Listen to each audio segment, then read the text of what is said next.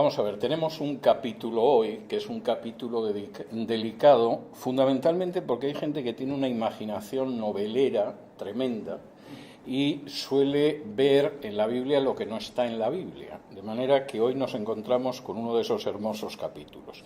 Contexto del capítulo. Como vimos la semana pasada, la iglesia de Tesalónica está sufriendo una persecución a manos de los judíos, que vimos en su día en el libro de los Hechos, pero también hay una referencia en el capítulo primero. Y como suele ser habitual, cada vez que hay un periodo de persecución, la gente empieza a preguntarse si la venida del Señor no estará cerca. Esto ha sucedido a lo largo de 20 siglos de historia del cristianismo. Cuando las cosas van bien, la gente no es que no se acuerde de la venida del Señor, pero bueno, parece que no es tan necesaria ni resulta algo que nos pille tan de cerca. Tampoco lo estamos pasando tan mal, la iglesia crece, los niños van a la universidad, etcétera, etcétera. Cuando de pronto hay una situación difícil, es muy habitual a lo largo de la historia que efectivamente la gente se plantee que la venida del Señor puede estar cerca. Y a la gente de Tesalónica le pasaba eso. En la primera carta veremos que además algunos aprovecharon para dejar de trabajar, porque total, el Señor estaba tan cerca que no vamos a perder el tiempo trabajando, que además es algo incómodo y por regla general hay que madrugar y, en fin, es algo que exige esfuerzo. Pero eso lo veremos cuando lleguemos a la primera carta. En la segunda carta, efectivamente, Pablo se lo plantea. Y Pablo empieza diciendo algo que es tremendo.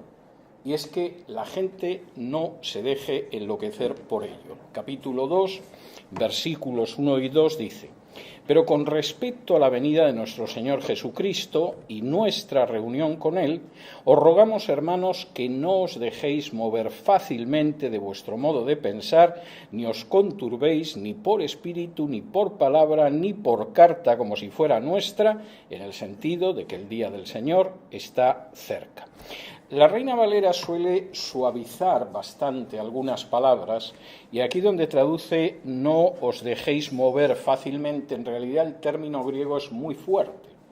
Es casi se podría traducir no os dejéis enloquecer fácilmente. Ojo que con eso de que el Señor está cerca hay gente que se excita tanto, se conmueve tanto que se vuelven locos. No caigáis en eso.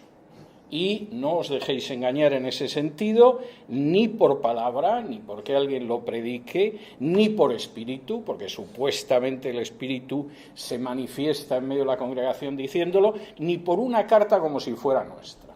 Ojo, si llega una carta que supuestamente han firmado Pablo, Silvano y Timoteo diciendo que el Señor está cerca, que sepáis que esa carta es una falsificación. Eso no es verdad. Y tenéis que tenerlo bastante claro. Ahora, lo que dice aquí Pablo, y la verdad es que esta semana es la más adecuada para hablar de este capítulo y explicaré por qué. Lo que dice aquí Pablo es algo que ha sido real a lo largo de prácticamente toda la historia del cristianismo y que implica una desobediencia frontal a las enseñanzas del Señor. Si me acompañan ustedes al libro de los Hechos, capítulo 1, y lo vimos en su día, en el primer estudio de Hechos, pero vamos a tener que repetir muchas veces, porque yo creo que es de las enseñanzas más desobedecidas del Señor a lo largo de casi 2000 años de historia del cristianismo. Si me acompañan al capítulo 1 de Hechos y versículos del 6 en adelante, dice así: entonces, los que se habían reunido, los apóstoles que estaban con el Jesús resucitado, le preguntaron diciendo: Señor, ¿restaurarás el reino a Israel en este tiempo? Si esto se lo hubieran preguntado a cualquier charlatán de hoy en día, hubiera sacado un mapa escatológico, hubiera empezado a hablarles de la semana 70 en el futuro, del anticristo, en fin, de más pavadas semejantes, pero el Señor Jesús enseñaba la verdad. No charlatanería barata para engañar a ignorantes. Y la respuesta de Jesús es muy clara, versículo 7. No os toca a vosotros saber los tiempos o las sazones que el Padre puso en su sola potestad, pero recibiréis poder cuando haya venido sobre vosotros el Espíritu Santo y me seréis testigos en Jerusalén, en toda Judea, en Samaria y hasta lo último de la tierra. Primer mandato de Jesús: esto no es cosa vuestra, esto es una cuestión del Padre. Bueno, hombre, pero si pudiéramos ir orientados, que no es cosa vuestra, que no es vuestra función, que no perdáis un segundo en eso. Vuestra función es ser testigos míos cuando recibáis el poder del Espíritu Santo en Jerusalén, Judea, Samaria y hasta lo último de la tierra. Es la expansión del Evangelio. Primero, el lugar en el que estamos, Alexandria. Después, lo que esté más cerca, Virginia, Maryland, lo que pueda ser. Y después hasta donde podamos llegar, incluso enviando misioneros. Pero nuestra misión no son los tiempos y las sazones. Pues el mandato de Jesús es muy claro y hay gente que lleva desobedeciéndolo y además lo hace con entusiasmo. Pisotea totalmente la enseñanza de Jesús. Esto, la verdad es que está muy bien que lo veamos esta semana, porque esta semana, el miércoles, iba a producirse el arrebatamiento. No sé si ustedes siguen mucho las redes sociales, pero llevaban anunciando desde hacía tiempo que este miércoles vendría el arrebatamiento y que sepan ustedes que nos hemos quedado. No conozco a nadie que se haya ido, pero en cualquiera de los casos nosotros estamos aquí. Ahora, déjenme darles algún ejemplo de desobediencia descarada y de ridículo escandaloso por no dejar al Padre los tiempos y las sazones. Hilario de Poitiers, esto en el siglo IV, anunció que el fin del mundo tendría lugar en el año 365. Se lució don Hilario. Martín de Tours, que es un santo de la Iglesia Católica, por cierto, que respaldó la ejecución del primer hereje en el seno del cristianismo. Hasta el siglo IV no se había matado a nadie porque fuera un hereje, pero en el siglo IV el cristianismo se acostó con el emperador de Roma, ya podía matar a los herejes, y mataron al primero. Y uno de los que defendió la muerte de ese hereje, español por cierto, se llamaba Prisciliano, fue Martín de Tours. Martín de Tours anunció que el fin del mundo tendría lugar antes del año 400, porque el anticristo ya había nacido y ya estaba pululando por el mundo. Hipólito de Roma fijó el fin del mundo para el año 500. Y uno diría, ¿y cómo llegó al año 500? Pues lo basó en las dimensiones del Arca de Noé. Y uno dice, pero bueno, el Arca de Noé, ¿qué diablos tiene que ver con la segunda venida de Cristo? Casi toda la gente que anuncia fechas falsas encuentra una base supuestamente en la Biblia. Aunque el Arca de Noé, ya me dirán ustedes, que tiene que ver con la venida de Cristo. El 6 de abril del 793, este no dio un año, dio el día y el mes. El 6 de abril del 793, un español, el Beato de Liébana, anunció que ese día tendría lugar el fin del mundo. Por supuesto no llegó, pero al menos no estuvo engañando a la gente durante décadas. En el curso de un día ya se vio que no venía y punto. Joaquín de Fiore, que era un predicador medieval, anunció que la segunda venida de Cristo sería entre el 1200 y el 1260. No era afinar mucho, pero bueno, entre 1200 y 1260 iba a venir. No vino y sus sucesores siguieron dando fechas entre el 1290 y el 1335. La venida del Mesías a veces no solo la profetizaban cristianos, también judíos. Por ejemplo, en el siglo XVII, un judío cabalista que se llamaba Sabbatai Sevi anunció que el Mesías aparecería en 1648. Hubo cristianos que le creyeron y pensaron que sí, que Cristo iba a aparecer en 1648. Como llegó en 1648 y no apareció, Sabbatai Sevi pasó la fecha a 1666. El problema es que Sabbatai Sevi decidió convencer al sultán de Turquía para que lo aceptara como Mesías, porque era él, y el sultán de Turquía le dio a elegir entre convertirse al Islam o decapitarlo.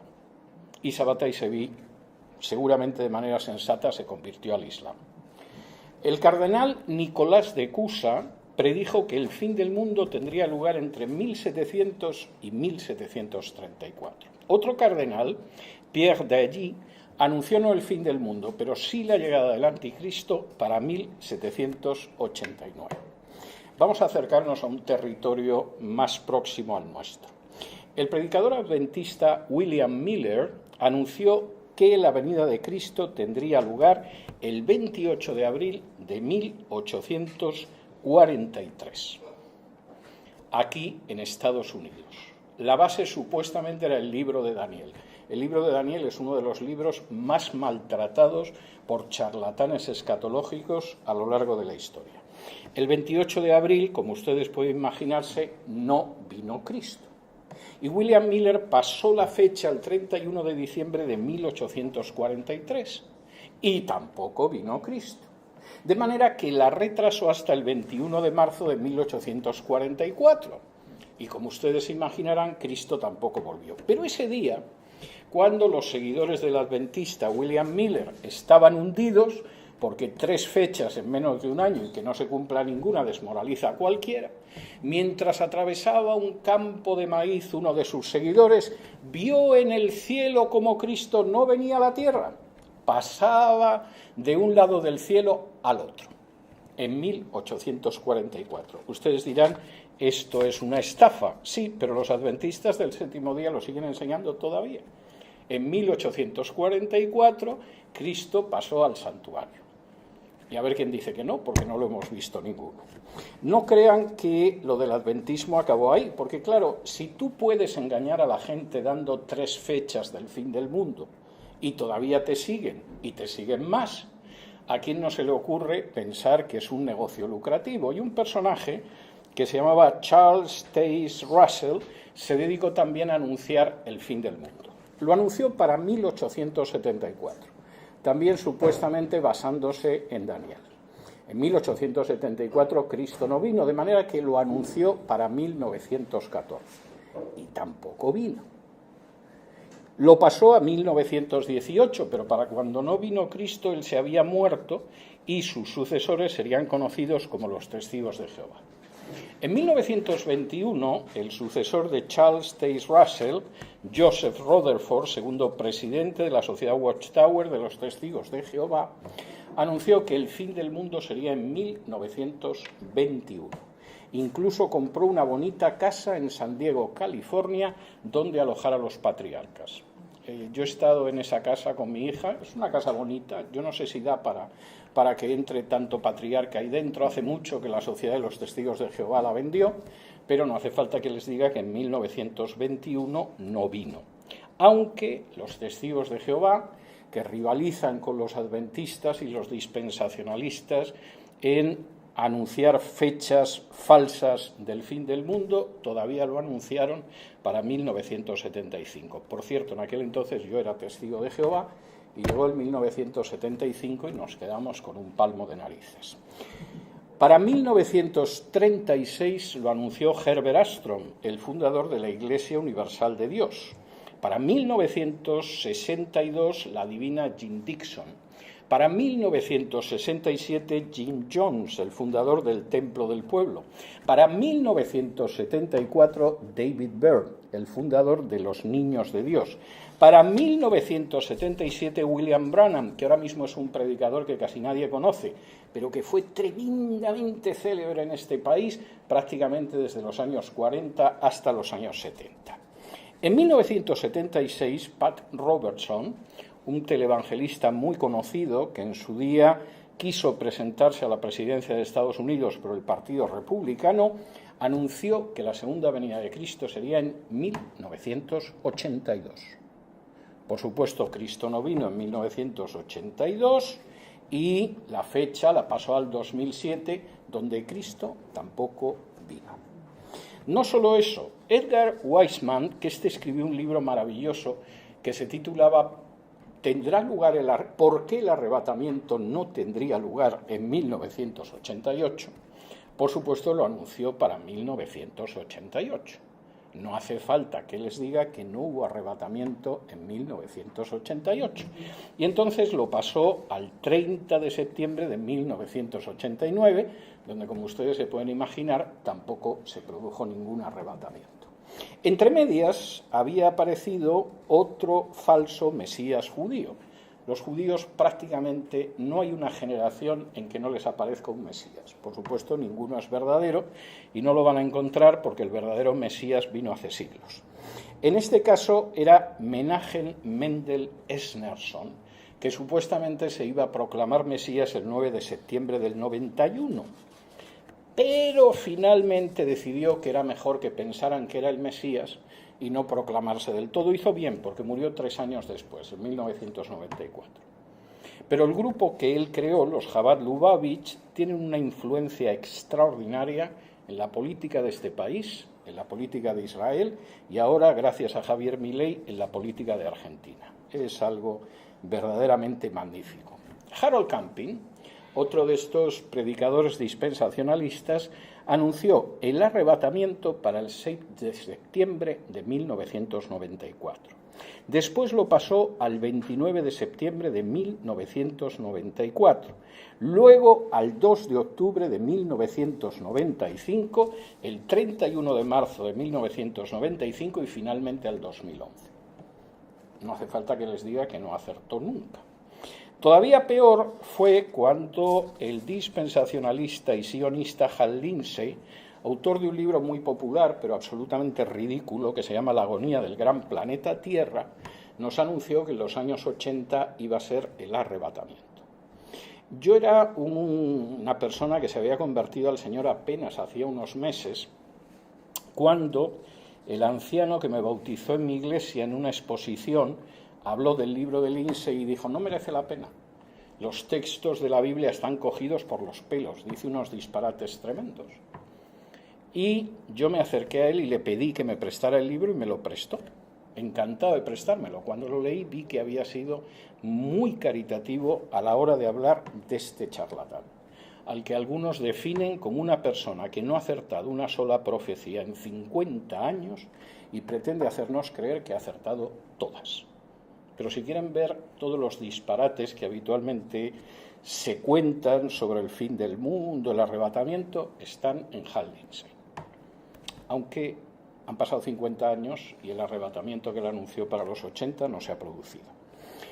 Pasó lo mismo con James Gordon Lindsay, que lo anunció para antes del 2000, para Jerry Falwell, otro televangelista que habló del juicio de Dios para el año 2000, y por supuesto para los dispensacionalistas Tim LaHaye y Jerry Jenkins, que han escrito una serie de novelas de escatología ficción que se llaman Dejados atrás y que dijeron que el año 2000 iba a aparecer el anticristo.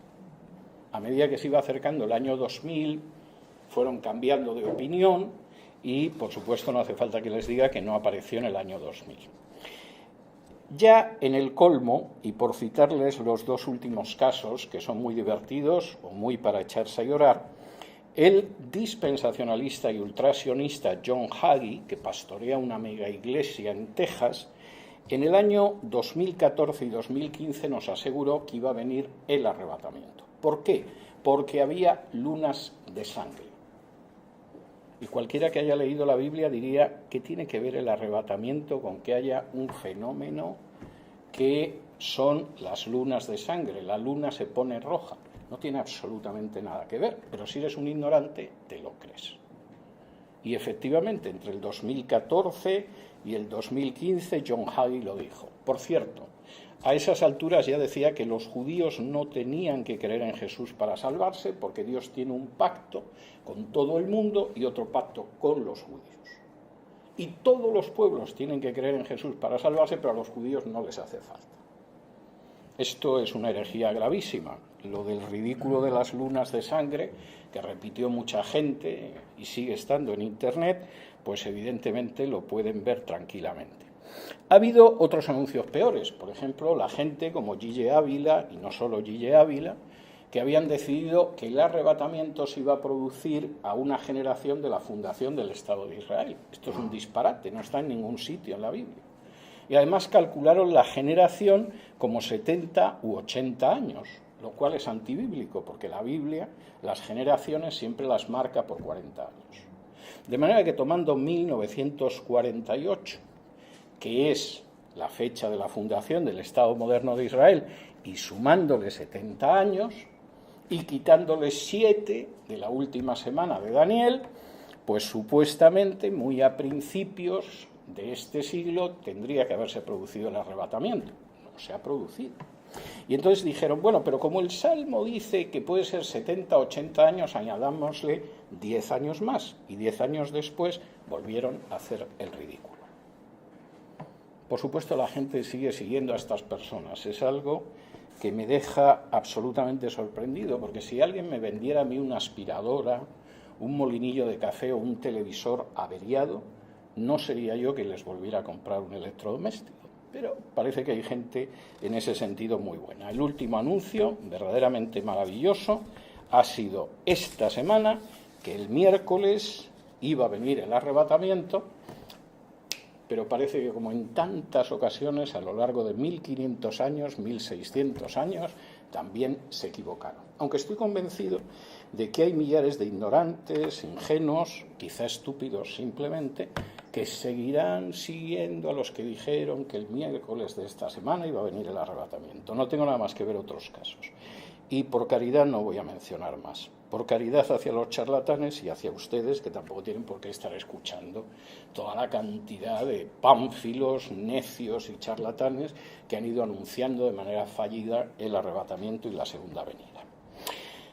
Pablo establece, después de decir que no enloquezcáis aquí con que la venida del Señor está cerca, si se levanta alguien en la iglesia y dice que le mueve el espíritu y que el Señor está cerca, os llega una carta que supuestamente es una carta mía, o alguien lo predica, no le hagáis ni caso, ni caso. Bueno, pero es que se levantó en la congregación y dijo, el Espíritu me ha dicho que el Señor está cerca. Preparaos, pueblo mío. Pues es un loco, es un sinvergüenza o es un charlatán. Ni caso. Bueno, pero es que ha llegado uno y ha dicho que aquí tengo yo una carta del apóstol. Yo no he escrito esa carta. Que vaya a engañar a su mamá.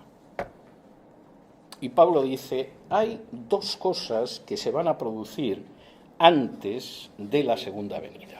Y si no se producen, olvidaos de ello. Versículo 3. Nadie os engañe en ninguna manera, porque no vendrá sin que antes venga la apostasía y se manifieste el hombre de pecado, el hijo de perdición. Hay dos cosas previas que efectivamente, sin que eso aparezca, Cristo no va a venir. Y casi parece que está preguntando a los tesalonicenses, ¿ha venido la apostasía entre vosotros? Si sois unas fieras testificando y aguantando la persecución. ¿Ha aparecido el hombre de pecado, el hijo de perdición? No. Pues entonces no os dejéis engañar como bobos, porque eso tiene que aparecer antes. Ahora, ¿quién es? Y aquí entramos en otra de estas cuestiones que desde luego para escribir novelas no está mal. ¿Quién es el hombre de pecado, el hijo de perdición? Que como dice a partir del versículo 4, el cual se opone y se levanta contra todo lo que se llama Dios o es objeto de culto, tanto que se sienta en el templo de Dios, no que se sentará, que se sienta en el templo de Dios como Dios, haciéndose pasar por Dios. ¿No os acordáis que cuando yo estaba todavía con vosotros os decía esto? Y ahora vosotros sabéis lo que lo detiene a fin de que a su debido tiempo se manifieste. Porque ya está en acción el misterio de la iniquidad.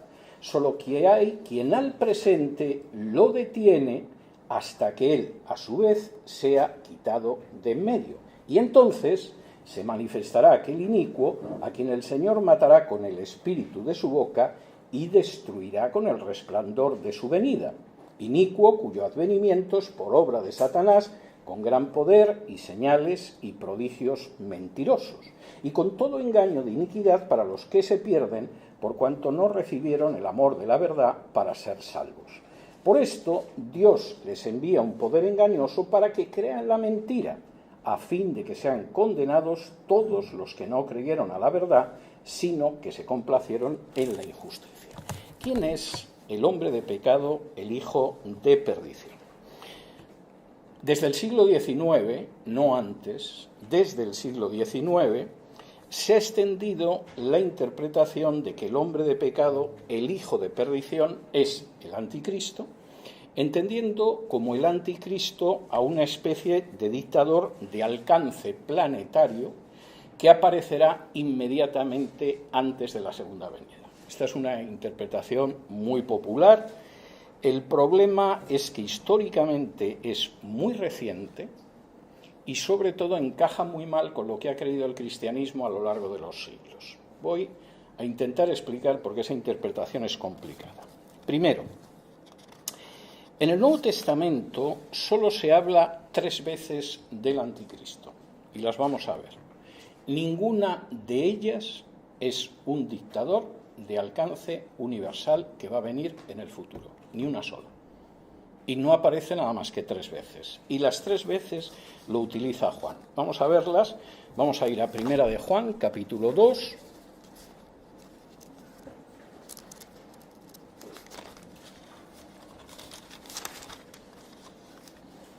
Primera de Juan, capítulo 2.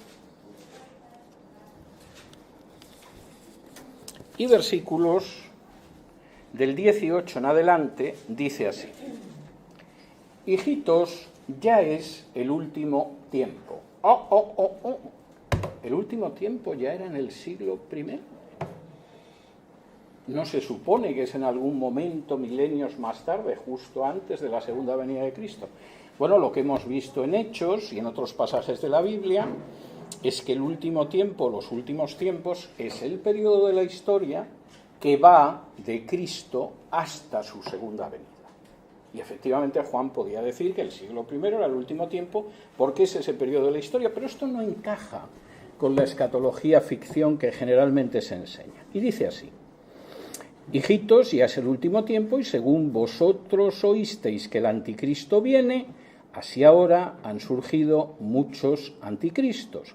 Por esto conocemos que es el último tiempo.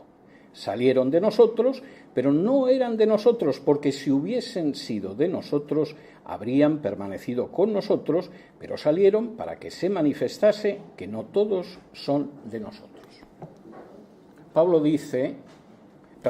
Juan no dice que el anticristo es un personaje que va a venir al fin de los tiempos y va a ser un dictador cósmico, sino que dice: ¿habéis oído que viene el anticristo? No, en realidad hay muchos anticristos.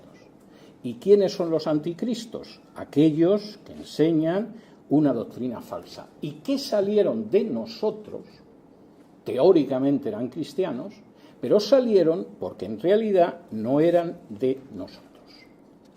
Esto no se parece mucho a la historia del dictador cósmico 2000 años después, etc. Segunda mención de el anticristo. Capítulo 4.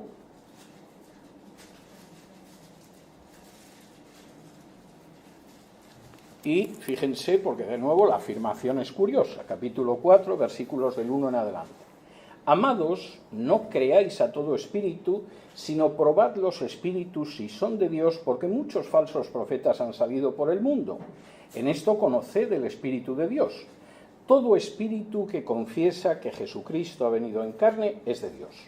Y todo espíritu que no confiesa que Jesucristo ha venido en carne no es de Dios, y este es el espíritu del anticristo, el cual vosotros habéis oído que viene y que ahora ya está en el mundo.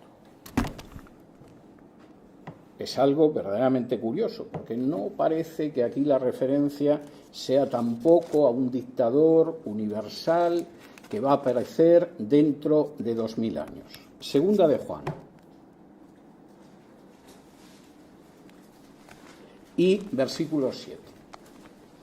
Dice así en la segunda de Juan, versículo 7, es la tercera mención al anticristo, no hay más en la Biblia. Porque muchos engañadores han salido por el mundo que no confiesan que Jesucristo ha venido en carne. Quien esto hace es el engañador y el anticristo. ¿No parece que el anticristo sea una especie de príncipe, dictador, presidente lo que ustedes quieran, que vaya a aparecer dentro de 2000 años. Juan lo ubica, lo sitúa en el siglo I y como no uno, sino muchos que ya existían en el siglo I y que se da la circunstancia de que efectivamente se caracterizaban por negar las verdades esenciales del cristianismo. Claro, alguno puede decir, bueno, sí, pero la bestia, etcétera. No, la bestia es la bestia, el hombre de pecado es el hombre de pecado. Y la Biblia, cuando habla del anticristo, lo define como gente que existía en el siglo I, que eran muchos y que negaban la verdad. No me cuente usted que va a ser el presidente de la Unión Europea o algo parecido, porque eso es pura imaginación, no es lo que dice la Escritura. Segundo, y esto es enormemente importante, se crea lo que se crea sobre el anticristo. Pablo habla de que ese hombre de pecado, ese hijo de perdición, ya existe en su época.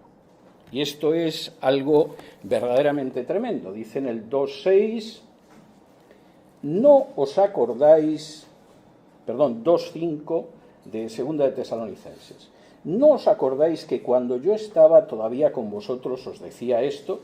Y ahora vosotros sabéis lo que lo detiene a fin de que a su debido tiempo se manifieste, porque ya está en acción el misterio de la iniquidad, solo que hay quien al presente lo detiene. Pablo no está hablando en futuro. En el futuro, en algún momento lejano, aparecerá. No, existe ahora y lo sabéis. Y sabéis que hay quien lo detiene ahora. Evidentemente, si ya existe ahora, tiene que ser algún tipo de ente, porque un individuo, como no lo haya mantenido Satanás en un congelador durante 20 siglos, ya me contarán a mí cómo podía vivir en el siglo I y seguir viviendo en el siglo XXI. Es la enorme dificultad de esas interpretaciones populares, pero hay una tercera. Y es el hecho de que esta interpretación, que es muy popular hoy en día, no ha sido ni mayoritaria, ni constante, ni uniforme a lo largo de la historia. Es muy reciente, viene de mediados del siglo XIX. Bueno, ¿y quién es el hombre de pecado entonces? Les voy a comentar lo que ha creído los cristianos bíblicos a lo largo de siglos acerca de quién es el hombre de pecado, hasta que a alguien se le ocurrió que tenía que ser alguien que aparecería en el futuro como dictador planetario, y Hal Lindsey además decidió que iba a ser la Unión Europea. Bueno, todavía no existía la Unión Europea, el mercado común europeo. Lo de Hal Lindsey es divertidísimo. En un momento determinado de la historia no hay nada más que villanos, que son los europeos, los rusos y los chinos. Estados Unidos desaparece de la historia.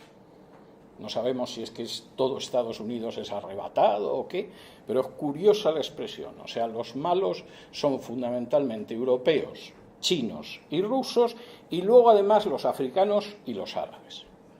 Y la única bondad está en el Estado de Israel, que tiene una capacidad para matar civiles que efectivamente testifica de su inmensa santidad, según este tipo de escatología.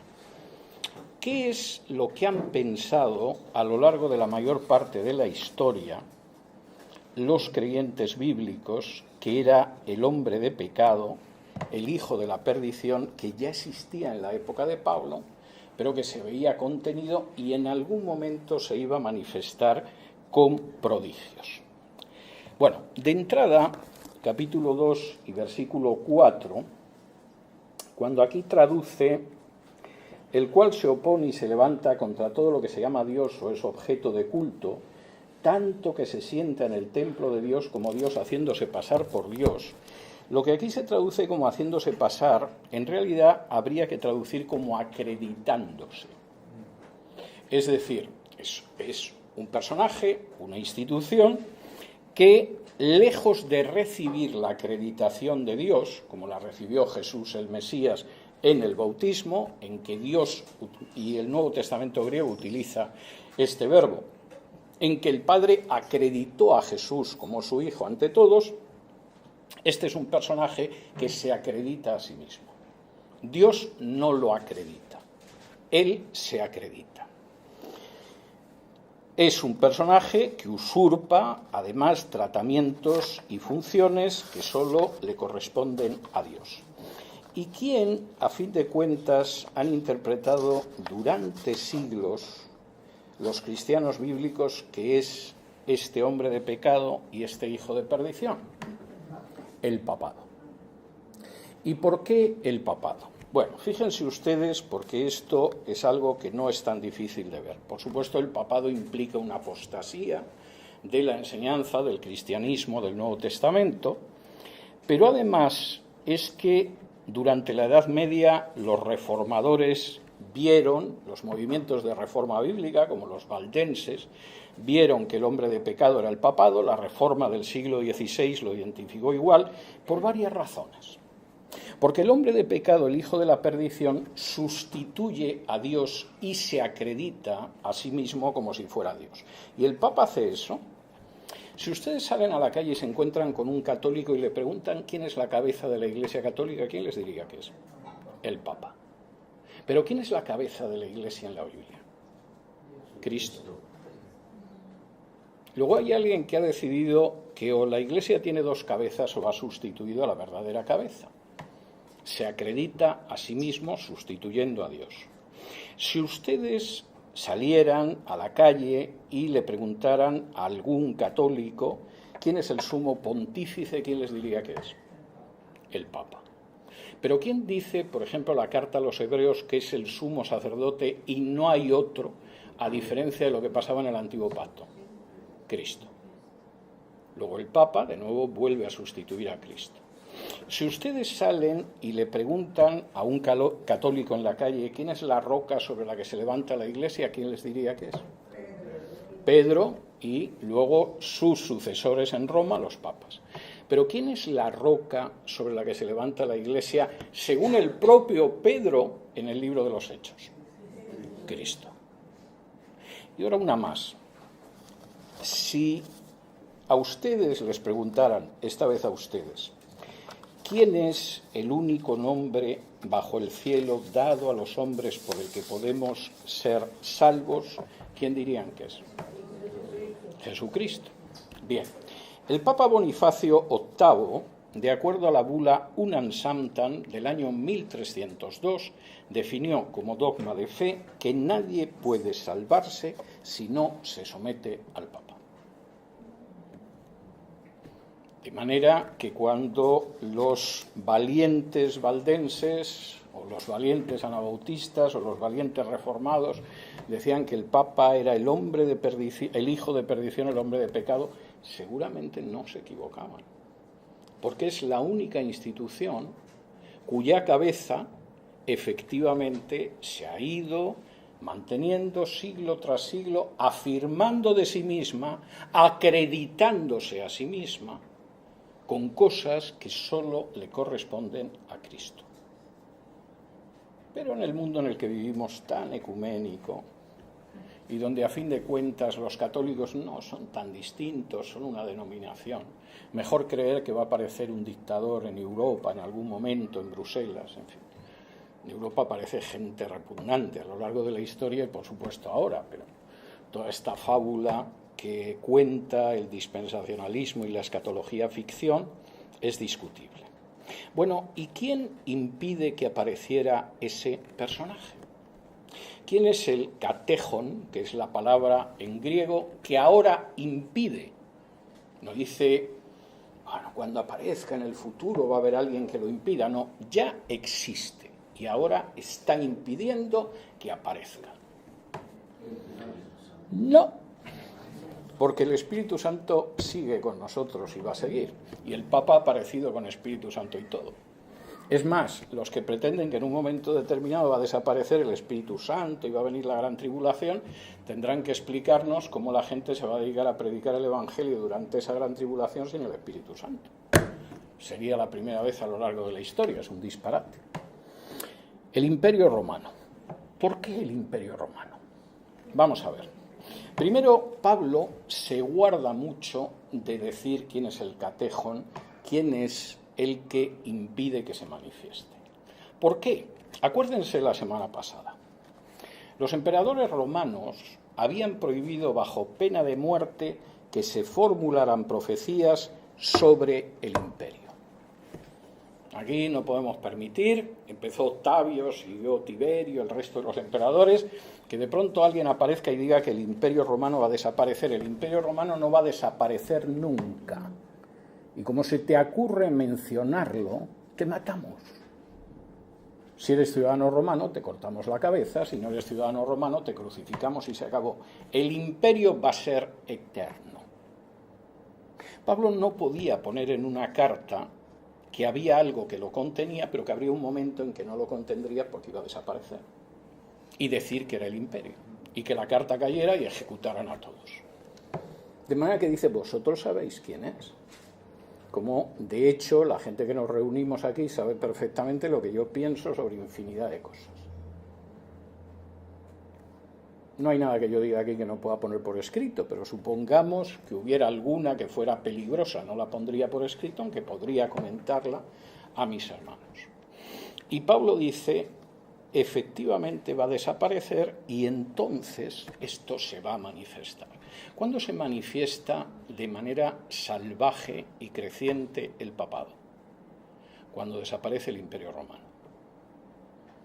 La desaparición del Imperio Romano le permite al obispo de Roma apoderarse de todo lo que era el imperio. Es más, la propia división de la Iglesia Católica es una, no me voy a entretener en esto, aunque es muy interesante, es una división copiada del Imperio Romano. El término diócesis dentro de la Iglesia Católica es el término de división administrativa del Imperio Romano. Copiaron todo.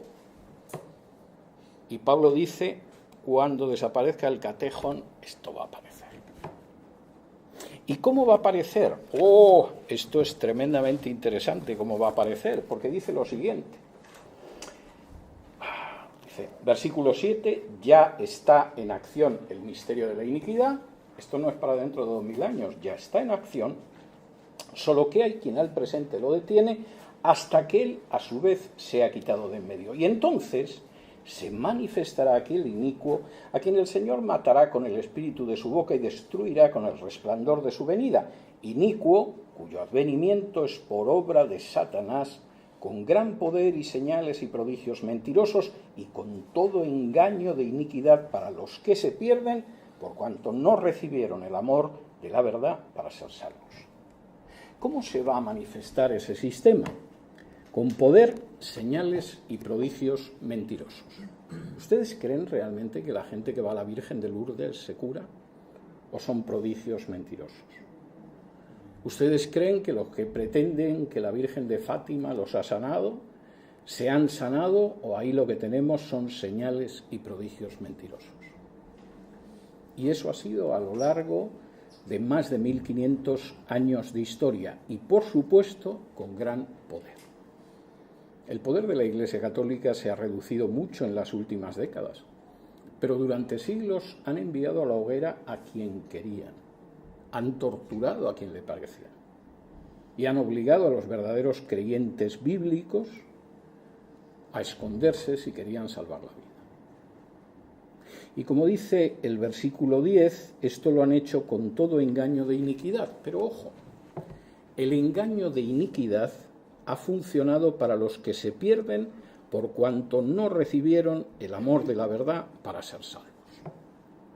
Yo no tengo la menor duda, porque lo he visto a lo largo de mi vida en infinidad de ocasiones, que cuando la gente ama la verdad y contrasta la enseñanza del papado con la Biblia, esa persona sale de la Iglesia Católica, recibe a Jesús y es salvo.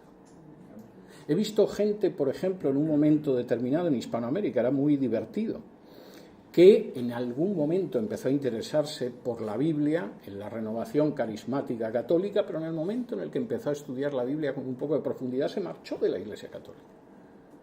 He conocido a algún anciano de la renovación carismática católica que me decía, con la Biblia en la mano no me aguanta ni uno solo de los 7 sacramentos católicos. Y tenía razón. Y lo que dice Pablo en este sentido es muy claro, pero al mismo tiempo dice algo tremendo. Versículo 8, el Señor lo matará con el espíritu de su boca y lo destruirá con el resplandor de su venida. La palabra que aquí traduce la Reina Valera como matará no es exacta. es una palabra que hace referencia a una destrucción paulatina, a una erosión, a un desgaste.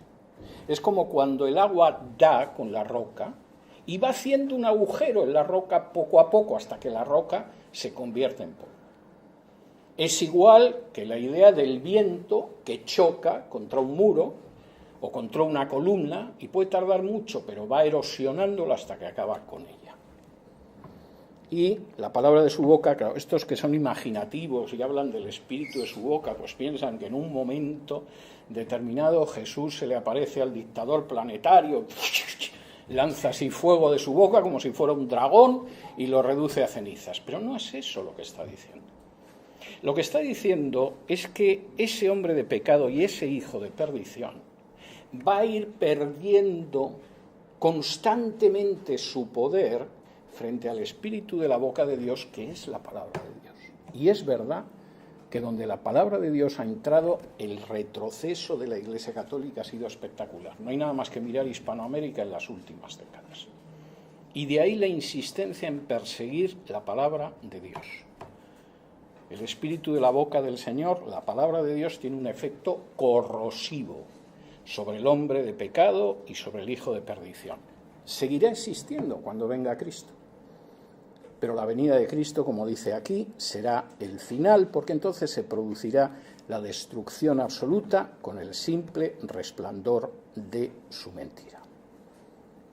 Y es tremendo lo que a continuación dice aquí Pablo, versículo 11 y 12. Como no recibieron el amor de la verdad para salvarse, como no quisieron amar la verdad para ser salvos, prefirieron aferrarse a sus imágenes, a su idolatría, a su sumisión a la jerarquía eclesiástica, a las tradiciones. La verdad no les importaba tanto como sus tradiciones. Versículo 11. Por esto Dios les envía un poder engañoso para que crean la mentira. No dice les enviará dentro de 2000 años para que crean en un dictador cósmico. Ahora mismo les envía un poder engañoso para que crean la mentira, a fin de que sean condenados todos los que no creyeron a la verdad, sino que se complacieron en la injusticia. Podías haber creído en la verdad y salvarte, pero preferiste arrodillarte delante de una imagen de metal o de barro o de madera, porque eso es lo que se había hecho en casa siempre. Podrías haber conocido la acción del perdón de Dios a través de Jesús, pero preferiste arrodillarte delante de un clérigo que supuestamente te absuelve de tus pecados. Podrías haber sentido lo que es hablar directamente con Dios a través de su Hijo Jesús, pero preferiste inclinarte ante legiones y legiones de santos, de vírgenes y de ángeles que supuestamente te acortan el camino hacia Dios. Y como te complaciste en lo que no era justo, y además no creísteis en la verdad, el fruto es la condenación. Ahora lo que dice a continuación Pablo es tremendo, versículo 13. Pero, el pero es una conjunción adversativa que opone todo lo anterior con otra cosa. Esto les pasa a ellos. Eso va a ir todavía de mal en peor. Pero nosotros debemos dar siempre gracias a Dios respecto a vosotros, hermanos amados por el Señor, de que Dios os haya escogido desde el principio para salvación, mediante la santificación por el Espíritu y la fe en la verdad, a lo cual os llamó mediante nuestro Evangelio para alcanzar la gloria de nuestro Señor Jesucristo. Esa es la desgracia de los que han preferido la injusticia a la verdad, de los que no han querido aceptar el mensaje de verdad y han preferido un poder engañoso de las tinieblas. No es vuestro caso. Y damos gracias a Dios porque os eligió desde el principio para salvación, mediante la santificación por el Espíritu y la fe en la verdad, a la que os llamó por medio de nuestro Evangelio. Y Pablo no se queda aquí. Damos gracias a Dios, pero esto tiene una consecuencia. Versículo 15. Así que, por lo tanto, hermanos, estad firmes y retened la doctrina que habéis aprendido, sea por palabra o por carta nuestra. No os apartéis de eso, no os dejéis engañar por los charlatanes que dicen que la venida del Señor está cerca, que han tenido una revelación espiritual, que hay una carta por ahí, etcétera. No. Estad firmes y retened la doctrina que habéis aprendido, sea por palabra o por carta nuestra. ¿Y qué pasará entonces? El mismo Jesucristo, Señor nuestro, y Dios nuestro Padre, el cual nos amó y nos dio consolación eterna y buena esperanza por gracia, conforte vuestros corazones y os confirme en toda buena palabra y obra. El Señor va a confortar, a fortalecer, a consolar vuestros corazones, nos ha dado una consolación eterna y una buena esperanza por gracia, pero además va a hacer algo que es muy importante. Es muy fácil perder el tiempo pensando si el último movimiento de tropas en el Líbano es una señal indiscutible del arrebatamiento cercano. Como forma de perder el tiempo miserablemente es ideal. Pero Pablo dice, no habéis sido llamados a eso. El Señor os va a confirmar ¿en qué? En la especulación sobre la segunda venida de Cristo, en toda buena palabra y obra. Lo que Dios espera de nosotros es todo tipo de palabras y de obras que sean buenas. Y nos va a confirmar en eso. No va a confirmar jamás los delirios sobre el fin del mundo de cualquier charlatán que aparezca en televisión. Jamás. Cuando yo oigo que determinadas personas empiezan a decir cuál es la fecha, ya sé que esa fecha precisamente no va a ser. Porque Dios jamás confirma ni respalda a los charlatanes que hablan por presunción. Recuerdo una vez hablando con uno al que conozco personalmente y tengo hasta buen trato con él, cuando le vi en televisión diciendo que ese mes de septiembre era el arrebatamiento. Y yo pensé, ya sé cuándo puedo dar absolutamente por descontado que va a venir el arrebatamiento. Por supuesto no vino, claro. Pero Pablo dice algo muy claro. Dios, por supuesto, nos ha dado consolación y buena esperanza por gracia. Va a confortar nuestros corazones y nos va a confirmar en lo importante. ¿Y qué es lo importante? Toda buena palabra y obra. Dejemos que el Señor nos confirme en toda buena palabra y obra. Seamos sus testigos, primero en Alexandria, después en Virginia, luego hasta los últimos confines de la tierra. Y no perdamos el tiempo con los tiempos y las sazones, porque solo los conoce el Padre, y por mucho que echemos mano de las medidas del arca de Noé, o de los números en el libro de Daniel, o de la aritmética en el Apocalipsis, solo conseguiremos hacer el ridículo nosotros y traer vergüenza para el cuerpo de Cristo al comportarnos de esa manera. Nuestra misión es ser testigos y, como dice aquí, dejar que el Señor nos confirme en toda buena palabra y obra. Tenemos 3 minutos si alguien quiere hacer alguna pregunta. Sí. Tengo una duda que quisiera que me explique. En primera de Juan 4, del 2 al 3, dice: en esto conocer el Espíritu de Dios. Todo espíritu que confiesa que Jesucristo ha venido en carne es de Dios. Y todo espíritu que no confiesa que Jesucristo ha venido en carne no es de Dios. Y segunda de Juan 1:7, que usted leyó: porque muchos engañadores han salido del mundo que no confiesan que Jesucristo ha venido en carne. Quien esto hace es el engañador y el anticristo.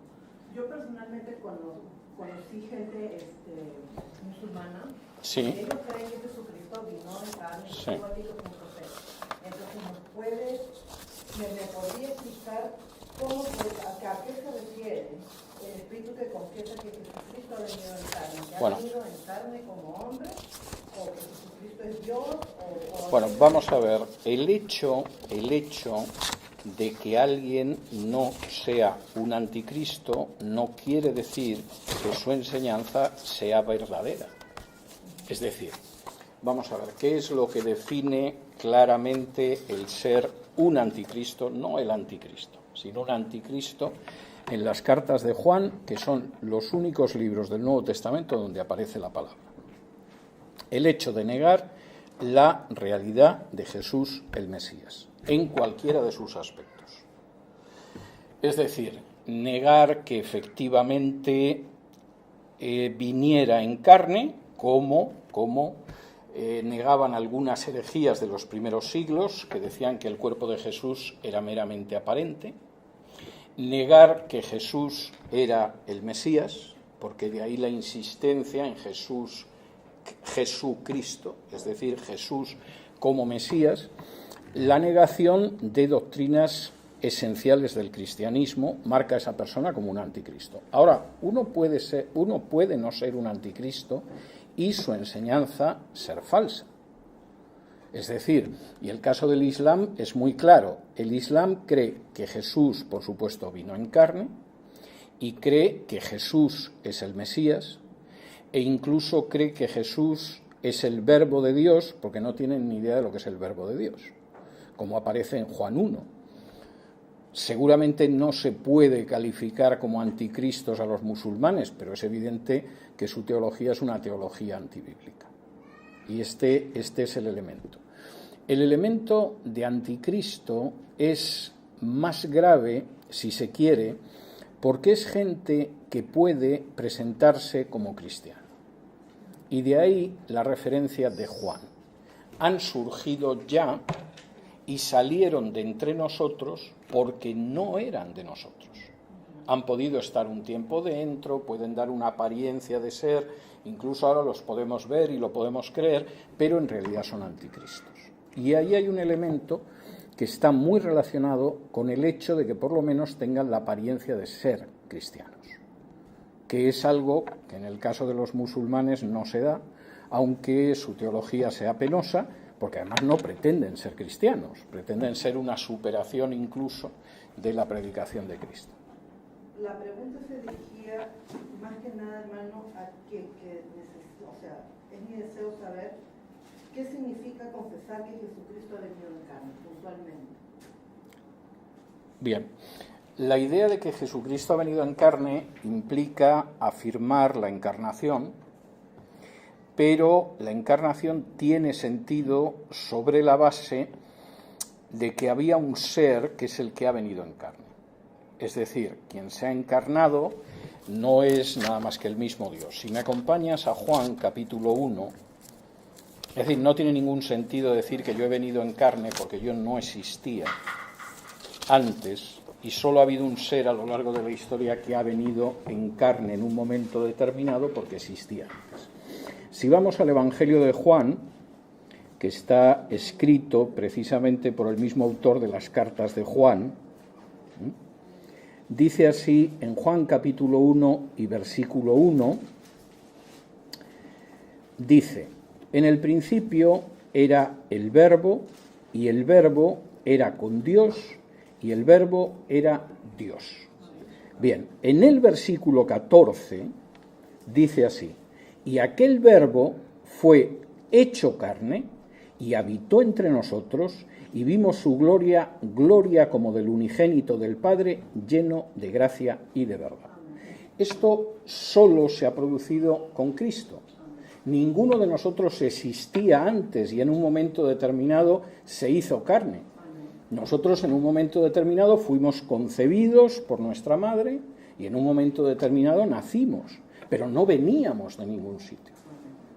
La única excepción en ese sentido que ha podido venir en carne es el Verbo, que por cierto, efectivamente, porque el Verbo era con Dios y el Verbo era Dios. Y por cierto, el único autor del Nuevo Testamento que utiliza el término Verbo es Juan. Y lo utiliza aquí, lo utiliza en las cartas y lo utiliza en el Apocalipsis.